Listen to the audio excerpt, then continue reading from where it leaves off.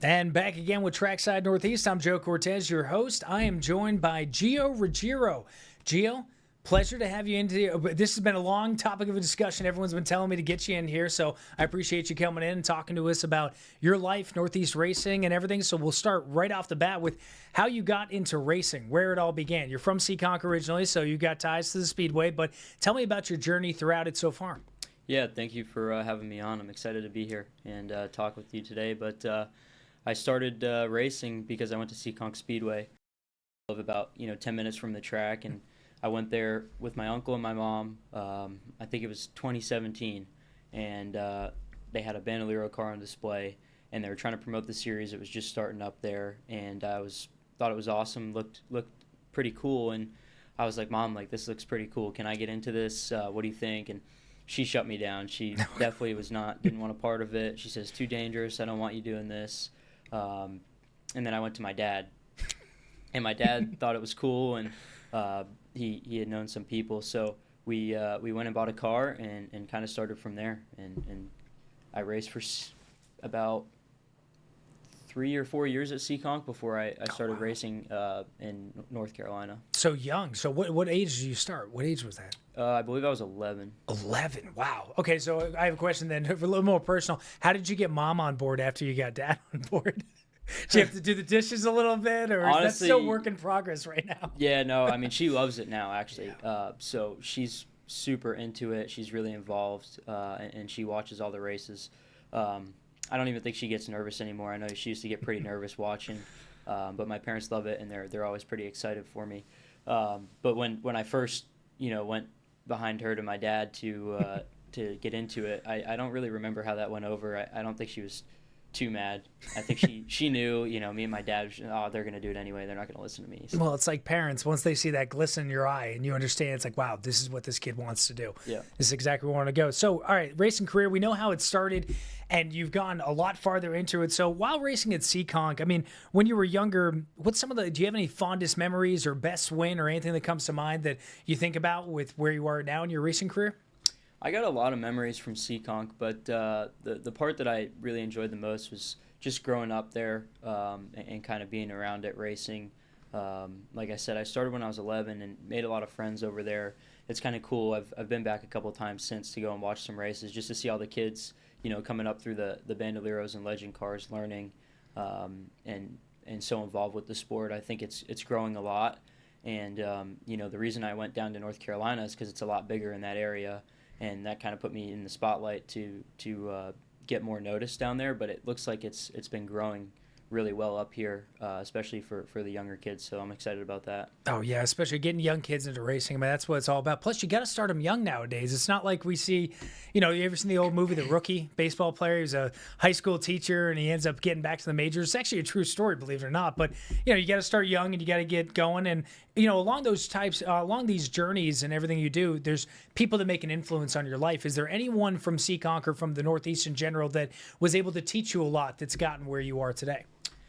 Yeah, really, when I first started, I was racing with my buddy Connor Souza, and he was a couple years older than me, and he was racing the same cars, and he was, kind of my mentor and taught me a little bit when I first started, and I still keep in touch with him today, him and his dad Joe, so they really meant a lot to me and kind of helped me progress when I first started, and actually the first time I ever went down to North Carolina was with them. So I didn't really start traveling until they brought me along.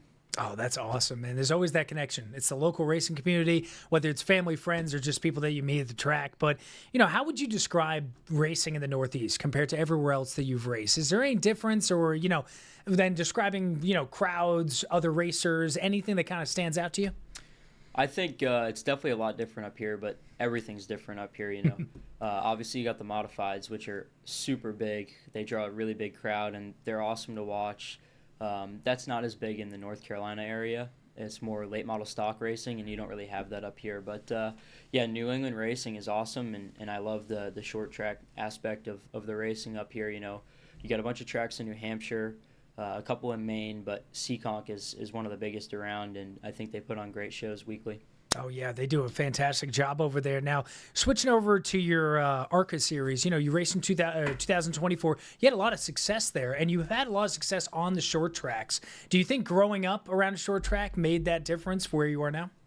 Yeah, I started at Seekonk, obviously, which is a short track, and kind of raced at short tracks up until the ARCA series. So I got a lot of experience with that, and racing super late models for about 2 years. All we did was short tracks, and I think that taught me a lot, especially at some of the worn out tracks that I had been to. Tire saving super important, especially in a high horsepower car like a super late model. So I think that's kind of what helps my success on the short tracks, but I really enjoy going to the bigger tracks like Daytona, Kansas. Any of the mile and a halves I think are pretty fun as well, reaching a lot higher speeds. Now, what kind of challenges have you gone through? I mean, your short, young career, you got a lot to go. You got a lot, leading up to where you're going to end up. But, what kind of challenges have you gone through? Is there any particular one that you hit that, got you over the hump in confidence or the way you drive? I don't think there's a specific challenge that I've really had as a big hump in my career so far. But, there's definitely a lot of challenges in racing. It's so hard to be successful and win races at the higher level. It's really a team sport, and there's just so much that goes into it that is kind of unnoticed, that people don't always think about. You got your pit crew, your road crew, and there's just so much that goes into it. You could come in, be leading a race, and have a bad pit stop, and that could set you back. So having all those little details, being on point with everything and having it all worked out kind of helps stay on top of your game and be successful. That's how you kind of go out there and run well. Oh, yeah. I mean, a lot of people I talk to who aren't into racing, they talk about the circles and everything else. And I'm like, no, this is very team oriented. I mean, we were joking about it at the beginning of the year and even last year, you got NFL players or players who make it to the combine but don't get drafted. And now all of a sudden they're getting signed to a NASCAR pit squad because it's coming down to the milliseconds. That's the difference in winning a race or even, losing positions. Yeah, my pit crew is pretty cool. I got some pretty jacked guys. They used to, a couple of them were football players, baseball players. Actually, my tire carrier, his name's Special Greg, and he used to be a part of the Nitro Circus doing flips and all kinds of crazy stunts. So he's a pretty cool guy. And it's a good guy to have around, too. Yeah, I mean, they're fearless. You got to think about it. You're coming in a pit stall at 45, 50 miles an hour, and they're running out in front of you with tires. Yeah. Got cars coming around them as well. So. And we've seen it too. We've seen it in all the series of those close calls. Somebody happened at the beginning of the year. Somebody hit one of the tires and shot off and hit one of the tire changers and everything. So it is absolutely a dangerous sport. And, we'll give that to your mom too for, worrying about that early on. But tell me a little bit more about your early career before we hit the break. You go through, you start in Seekonk, but you had a lot of success early on to get where you are now. I mean, you're racing with the Toyota Racing Development. So tell me a little bit about, that progress that you saw early on. Yeah, so like I said, once I kind of got down to North Carolina and was racing in the Legend cars, I ran a year and a half in that series with Mark Narstead, and we did some Legend car racing. We kind of traveled around that area. We went to Florida, Georgia, Virginia, places like that, South Carolina, and was kind of on the circuit down there, short track stuff. And then I moved up into pro late model with Anthony Campy, and I ran that for I think another year and a half, and we had some success doing that. We raced at Speed Weeks. Was my first my stock car debut, I would say, was at Speed Weeks in New Smyrna, and that's the same week as Daytona, so that's a pretty big deal. That's a great time. I go to Daytona every year, and I just love hearing the cars around New Smyrna going off. I mean, it really the short tracks around the United States, there's so many of them. There's a lot that you don't really hear about unless you're from that area or you go down for a specific race. So real quick, we got to hit a break. We're going to come back, and we're going to talk a little bit about your racing in the Truck Series this year and a little bit more about the Toyota Racing Development. I want to know what an average day looks like for a young prospect like yourself. So we'll be back in less than 2 minutes with more from Gio, and we'll see you on the other side. All right, back here again at Trackside Northeast. I'm joined by Gio Ruggiero. And Gio, so you had a pretty good year. Truck Series, you were that close. I saw you right close to the playoffs. Tell me a little bit about your year, what you went through, ups and downs, anything that kind of stood out to you in your first year in the Truck Series. Yeah, it's definitely been a long year. We've had a pretty good year, being my first year in the Truck Series, but obviously had some issues happen along the way. just learning throughout the year. But we've been close to winning about 3 or 4 races. So I think we've had fast trucks, and we've definitely been up front a lot. So I think definitely have a good chance to win one of the next races before the year ends. Yeah, I mean, just got to, get back in the saddle. So I have a question for a mindset of a driver. There are things that happen. It's team oriented. You can have a rough pit stop. You could have mechanical issues with the car. How, as a driver, do you keep your mindset understanding where it's like, this is like, I have a job to do. I have to make sure to get this done. It's kind of like when you talk to anyone in baseball or any other sports, like control what you can control. So what goes through your head when, you're having a good race and then something with the car goes wrong? Like, what do you try to do to try to keep your mindset on that same level? Yeah, I think you said it. You hit the nail on the head. I think you got to control what you can control, and if something happens, it is what it is. But you got to stay calm and not give up. I've been in races where I've been up front and then got sent to the back, but it's not over. You can come back through the field and definitely have a chance to get back up to the front, by the end of the race. So just got to make sure you're on your game and execute what you can. And, if something happens, don't stress about it. That's the hardest thing to do in this world, is not stress about little things that happen. I mean, everything that happens in this world, it's like you wake up one day and you never know the challenges that are going to be in front of you. Yep, that's for sure. All right, so what do you got for coming up the next couple of weeks? What do you have on slate for planned going forward? I know you're out of the playoffs, but you got a couple more races coming up. You said Bristol next week and then New Hampshire. Yeah, so I got Bristol. I'm really excited for that one. We raced there earlier in the year. So going back to Bristol, I think it'll be cool. A lot of the tracks that I've been going to this year, I haven't actually raced at yet. So Bristol will be one that I've been to, especially in the truck already earlier in the year. And I think that's going to give me a little bit more of an advantage, or not an advantage, but just got more seat time and closer to the rest of the field. But, some of these places I just haven't been to. And the first time I'm out there, I got 20 minutes of practice and practice on the simulator during the week, but that's all I got for laps. And the competitors I'm going against have been, racing there 7 times already. So I'm excited to go back to Bristol. I'm really excited for New Hampshire just because it's, so close to home. And I actually raced Bandoleros there growing up on the little short track in 1 and 2. So I've been there before, and I'm really excited for that one. I think our truck's going to be good. We've been pretty good at the short track, so I'm excited for it. Now, tell me a little bit about when you're racing. You'll be coming back up to the north, but like when you race in the south or anything, anyone give you any flack for, an accent or being from the north or anything? Or like, how's that relationship develop over time? Not really. People always say that stuff, but I've never had anybody come up to me and really mess with me about being from up here.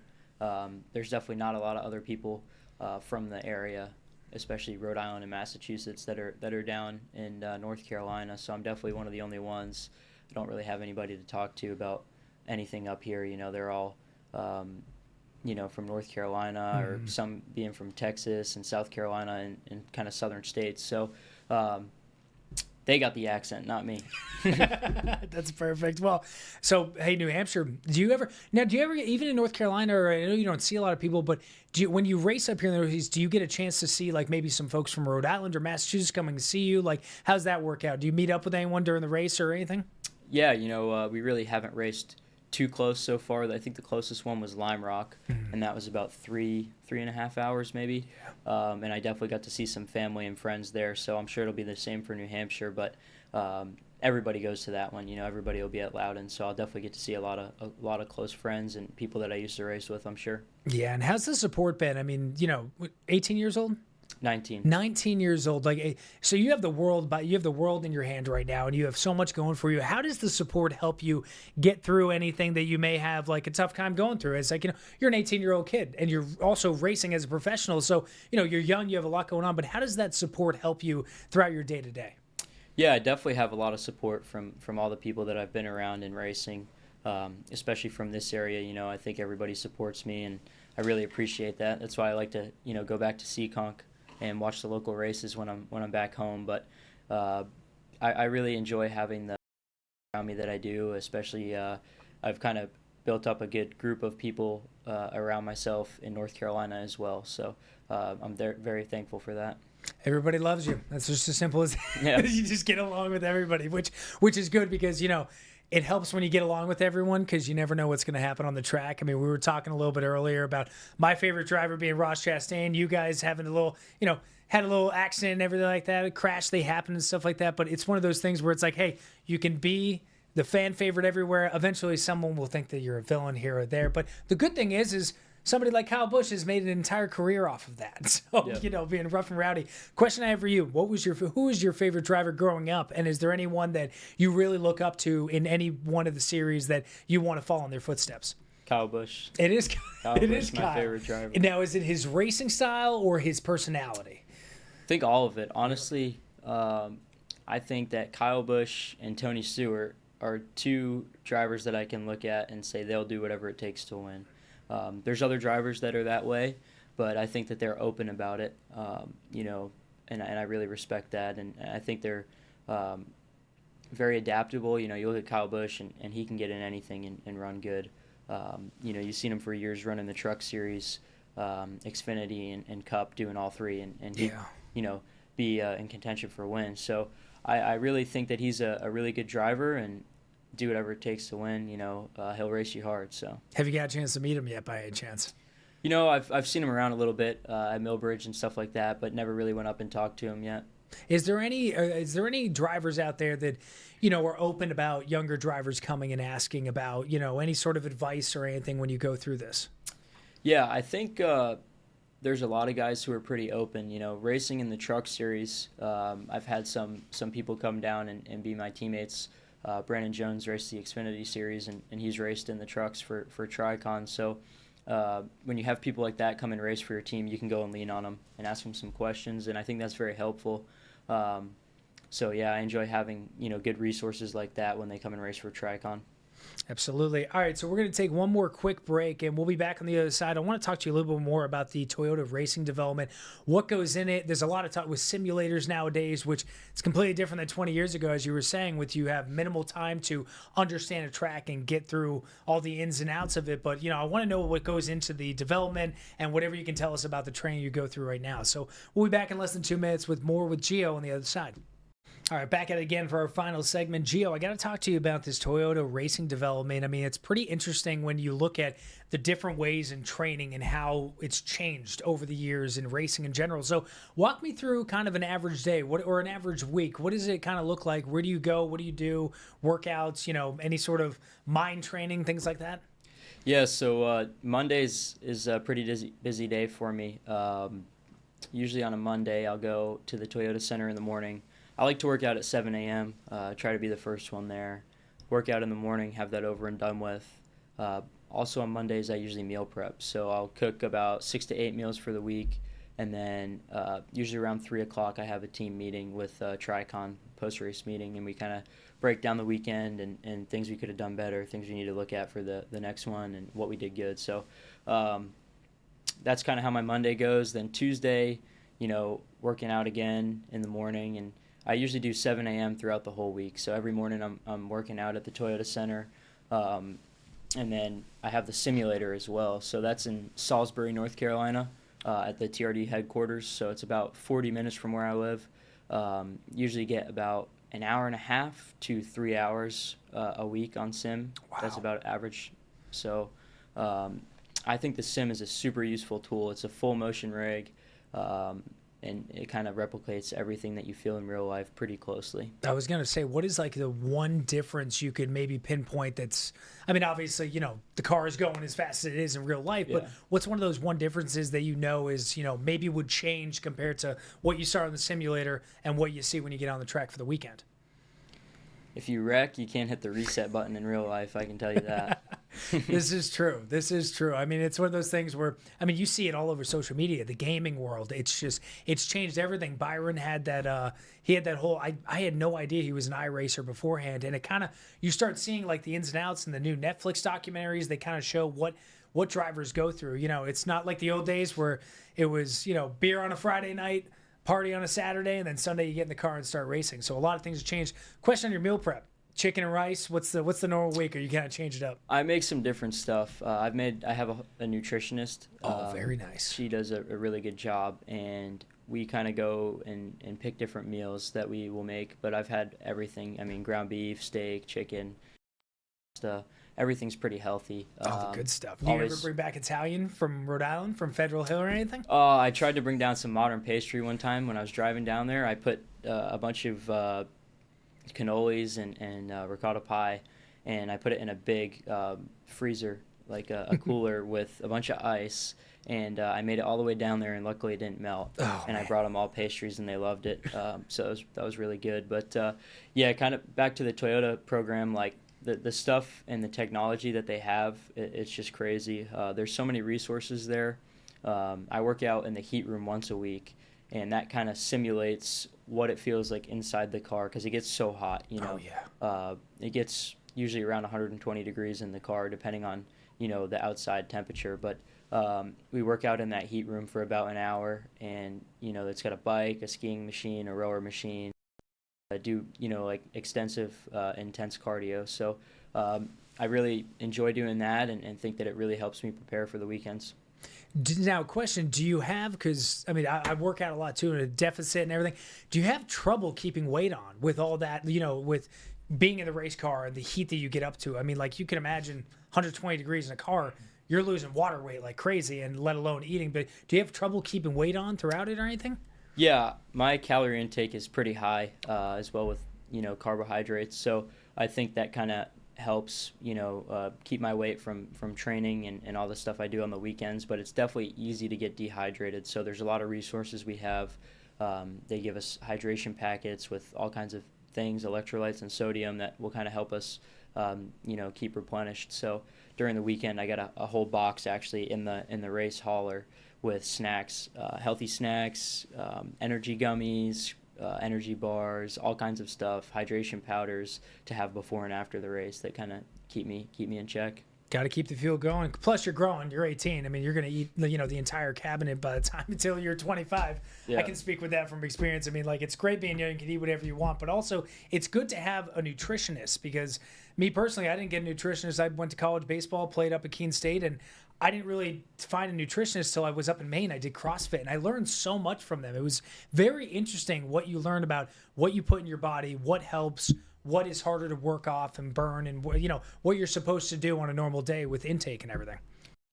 It's crazy. I'm super grateful and thankful to be in the Toyota program and have all the resources. They also have 2 strength and conditioning coaches who are really smart as well. So they write us workout programs and kind of train us during the week. So I really enjoy that as well. All right, that's awesome. All right, we got final thoughts right here. First thing, what's the ultimate goal? I'm assuming I know, but what is the ultimate goal? What are you looking for to get out of your career? Yeah, obviously I feel like my ultimate goal is to get into the Cup Series. So just trying to work towards that and win truck races first to move up. And do you have any sort of mentor or like a team coach that you talk to every week on hitting goals or trying to work on stuff to get to that next level?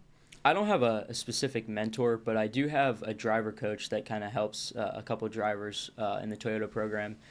Trevor Bain, I'm sure you've heard of him. He actually just raced in the one truck for Tricon at Darlington, so it's cool to have him as a teammate. But he's a really smart guy. He actually won the Daytona 500. But I really like having him and Blake as a resource. They both coach us, and they do a great job with it, and they're always a good resource to go and talk to. So I think he keeps me focused and keeps giving me good information every week, and I really enjoy having that, and he helps me get prepared for what I'm going into every weekend.